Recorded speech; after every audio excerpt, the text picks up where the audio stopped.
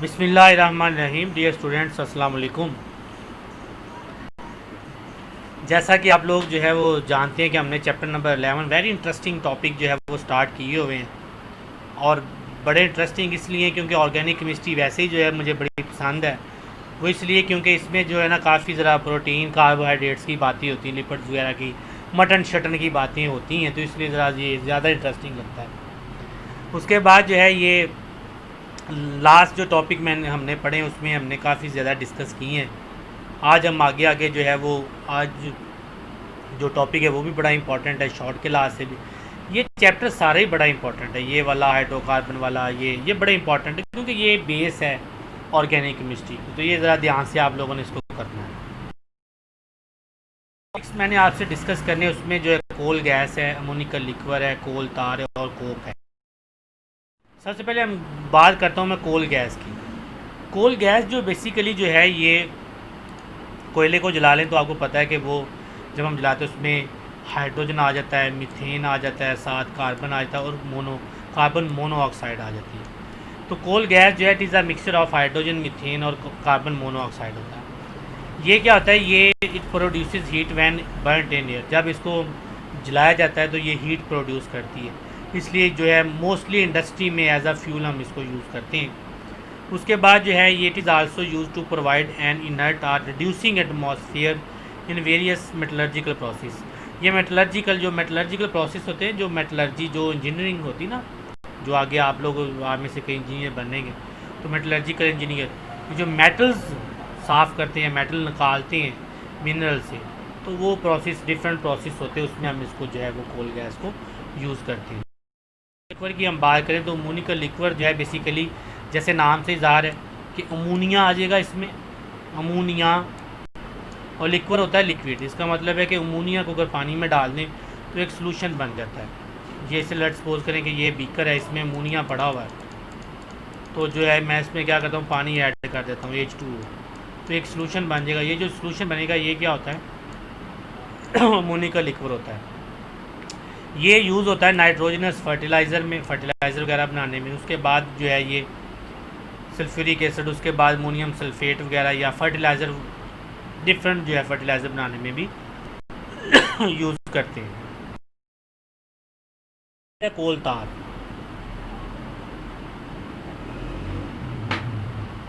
अच्छा कोल तार जो है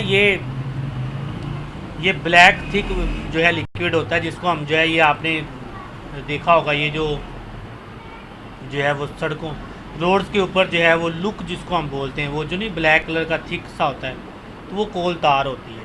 तो वो भी जो है ऑर्गेनिक कंपाउंड होता है और मोस्टली इसमें जो है ये एरोमेटिक होते हैं क्योंकि इसकी खुशबू वगैरह होती है। उसके बाद जो है ये इसको हम अलहदा करते हैं with the help of fractional distillation.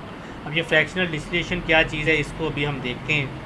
उसके बाद जो है ये जो इसको हम यूज़ करते हैं, इसके यूजेज जो हैं ये, अच्छा ये चीज़ ध्यान में रखें, जितनी भी ये चीज़ें हम पढ़ रहे हैं इसके यूजेज बड़े इंपॉर्टेंट हैं। आपको ये क्वेश्चन आ सकता है कि what is the use of coal tar, तो फिर आप उसमें लिखेंगे ड्रग्स बनाने में, डाइज बनाने में, एक्सप्लोजिव धमाका खेज मटेरियल जो होता है, पेंट बनाने में, वार्निशीज़ होते हैं जो गाड़ियों वगैरह को हम नहीं करते, जो है साफ़ करने के लिए यूज़ करते हैं, उसके बाद प्लास्टिक में यूज़ करते हैं, सिंथेटिक फाइबर में और पेस्टिसाइड बनाने में। तो ये बड़ा एक जो है वैल्यूएबल जो है ये केमिकल है, और ये इसलिए केमिकल ज़्यादा जो है ये वैल्यूएबल है क्योंकि ये आप देखें जो है मोस्टली रोड और रूफ के ऊपर हम इसको यूज़ करते हैं, ये लिखा भी हुआ है। तो the black residue of the coal tar called pitch is obtained, यानी कि जो पिच होता है उसको जो है वो ऑब्टेन करते हैं उससे, ठीक है। ये कोक जो है इसमें 98% जो है आपका क्या होता है, कार्बन होता है, और ये जो है लेफ्ट भी है रेजिड्यू ऑफ, जो कोयला होता है उसका जो रेजिड्यू होता है वो कोक होता है।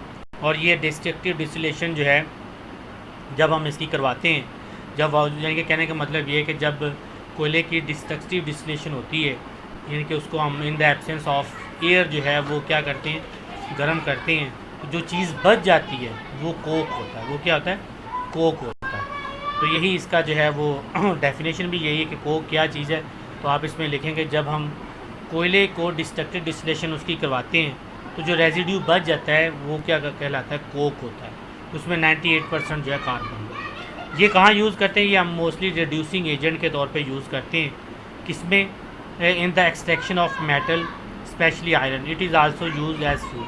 एक्सट्रैक्शन ऑफ मेटल क्या होता है? मेटल को जो है वो साफ़ करने का जो प्रोसेस होता है उसको हम एक्सट्रैक्शन ऑफ मेटल्स बोलते हैं। तो ये चीज़ें में रखें कि मैंने आपको पहले कहा कि ये जो टॉपिक आज हमने पढ़ा है इसके जो यूजेस हैं बड़े इंपॉर्टेंट है।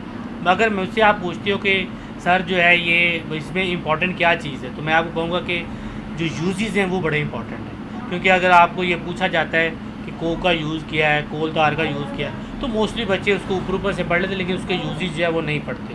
तो मैं जो है 100% जो है जो मेरी अगर पॉइंट ऑफ व्यू लेना चाहते हैं तो इसके यूजेस बड़े ज़्यादा इंपॉर्टेंट है। अपना बहुत सारा ख्याल रखिएगा, दुआओं में याद रखिएगा। अल्लाह निगहबान। लेकिन मुझे लगता है कि आगे टॉपिक है, हाँ, पेट्रोलियम। अल्लाह निगहबान बाद में करते हैं, पहले आगे जो है उसको पढ़ लें। पेट्रोलियम जो है ये आपको पता है कि जब ये ज़मीन से निकलता है ना, ये चीज़ ज़हन में रखें, ये जो है ग्रीनिश जो ये ना विस्कस लिक्विड होता है, मतलब ये समझ लें गाढ़ा टाइप का होता है। उसके बाद फिर हम इसको क्या करते हैं, ये इसकी जो है वो डिस्टिलेशन करवाई जाती है, फिर पेट्रोलियम जो है अपनी प्योर फॉर्म में आता है जो हम फिर बाद में यूज़ करते हैं। जैसे मैंने बोला कि इसकी फ्रैक्शनल डिस्टिलेशन की जाती है, तो फ्रैक्शनल डिस्टिलेशन क्या होता है, इसकी डेफिनेशन बड़ी इंपॉर्टेंट है। वो क्या होता है कि separation of fraction or components depending upon their boiling point. ये कि बॉइलिंग पॉइंट के लिहाज से किसी चीज़ को सेपरेट करना वो फ्रैक्शनल डिस्टिलेशन कहलाता है। पेट्रोलियम जो है ये मेन सोर्स होता है ऑर्गेनिक कंपाउंड का। इसके में बहुत ज़्यादा हाइड्रोकार्बन्स होते हैं, लेकिन हम इन हाइड्रोकार्बन्स को कैसे लैदा करते हैं, जो है फ्रैक्शनल डिस्टिलेशन। तो आपको पता है जब ये ज़मीन से निकलता है तो इसमें बहुत ज़्यादा ये गाढ़ा सा लिक्विड होता है, जिसको हम जैसे गाढ़ा टाइप नहीं होता है वैसे वाला होता है, थिक सा लिक्विड। और इसमें जो है फिर क्या क्या होता है, इसमें मैं आपको बताता हूँ, इसमें जो है फिर वो मट्टी का तेल जो है ये भी जब हम डिस्टिलेशन करवाते हैं निकलती है। उसके बाद जो है वो फिर और भी जो है वो डिफरेंट इसमें जो हाइड्रोकार्बन्स होते हैं वो निकलते हैं। और ये कैसे सेपरेट करते हैं, on the basis of boiling point के। गैस की अगर हम बात करें तो आपको पता नेचुरल गैस से कौन नहीं वाकफ़। हर एक चीज़ आप जो है तकरीबन जो है वो 99 के 100% बच्चा इस चीज़ से वाकफ़ है कि नेचुरल गैस वो गैस होती है जो हम घरों में यूज़ कर रहे हैं, जैसे मीथेन। अब जो इसमें नेचुरल गैस का जो है वो 95% जो है ये मीथेन होता है नेचुरल गैस में, और बाकी भी दूसरी गैसेज होती हैं जिसमें इथेन है, प्रोपेन है और ब्यूटेन है। और ये चीज़ में रखिएगा नेचुरल गैस की जो है ना वो जो है वो खुशबू नहीं होती, लेकिन जो घरों में जो खुशबू आ रही होती है ये डिफरेंट जो दूसरी गैसेस होती हैं उनकी वजह से आ रही होती है। यूजेस इसके क्या क्या नेचुरल गैस के घरों में यूज़ करते हैं। सीएनजी मतलब नेचुरल जो कंप्रेस नेचुरल गैस होती है जो गाड़ियों में यूज़ करते हैं। उसके बाद फर्टिलाइज़र में यूज़ करते हैं, क्योंकि आजकल आपको पता है हमारी मोस्टली जो इंडस्ट्री है वो गैस के ऊपर उन्होंने शिफ्ट कर दी है, तो कोयला वगैरह का जो है बहुत ज़्यादा कम यूज़ हो रहा है। तो ये जो ये टॉपिक थे आप लोगों ने इसको जो है वो ज़रा अच्छे से देख लेना है। उसके में चलें तो प्लांट्स एक रह जाते हैं। तो प्लांट्स में जो है वो मैक्रोमोलिक्यूल बनते हैं, जैसे कार्बोहाइड्रेट्स है, प्रोटीन है, ऑयल्स है और विटामिन। इसकी तो कार्बोहाइड्रेट जो है ये ग्लूकोज इसका जो है वो बेसिक यूनिट होता है। और जो ग्लूकोज आपको पता है कैसे बनता है, फोटोसिंथेसिस में। फोटोसिंथेसिस क्या होती है, इससे जो है हर कोई वाकफ़ है कि कार्बन डाइऑक्साइड प्लस वाटर मिलता है, साथ जो है फिर वो क्लोरोफिल आता है, क्लोरोफिल और सनलाइट, उसके बाद ग्लूकोज C6H12O6 प्लस ऑक्सीजन आ जाता है। तो ये जो है ये एक छोटा सा इसका जो है वो एक प्रोसेस था, और सारे इससे वाकफ़ हैं, बायो में पढ़ा आपने कई दफ़ा इसको पढ़ा हुआ है। उसके बाद ग्लूकोज जो है आगे पोलीमराइज इकट्ठे होते हैं। पोलीमर्स का मतलब ग्लूकोज जब इकट्ठे होते हैं तो स्टार्च बन जाता है, सुक्रोज और सेलुलोज वगैरह बन जाता है। प्रोटीन्स की बात करें तो प्रोटीन मोस्टली पल्सिस में और बीन्स में, फलियाँ वगैरह जो होती हैं उनमें पाया जाता है। और प्रोटीन में ये चीज़ें में रखें कि नाइट्रोजन जो है वो बहुत ज़्यादा ज़रूरी होती है। नाइट्रोजन इसमें जो अगर मैं इसको बताऊं तो प्रोटीन का जो बेसिक यूनिट होता है वो जो है अमाइनो एसिड्स होते हैं। क्या होते हैं? अमाइनो। ऑयल्स की बात करें तो ऑयल जो है वो सीड से, प्लांट के सीड से आता है, जिसमें सनफ्लावर है, उसके बाद जो है पाम वगैरह, कोकोनट वगैरह, ये सारे जो है ऑयल्स यहाँ से आते हैं। उसके बाद विटामिन की बात करें तो विटामिन मोस्टली जो एप्पल्स में और सिट्रस फ्रूट में पाया जाता है। उसके बाद जो है ये इसके जो है वो प्लांट्स में, जैसे कि हम जहर रबर है, मेडिसिन में इसको हम जो है वो बाद में यूज़ करते हैं। तो विटामिन जो है आपको पता है इससे जो हर कोई वाकफ़ है पहले भी, लेकिन अगर छोटा सा एक रिव्यू है अकॉर्डिंग टू योर बुक 2-3 एक लाइन में उसने लिखा हुआ है, तो उसी चीज़ को हम डिस्कस कर रहे हैं। तो ये एक छोटा सा टॉपिक था, इसको साथ तैयार कीजिएगा।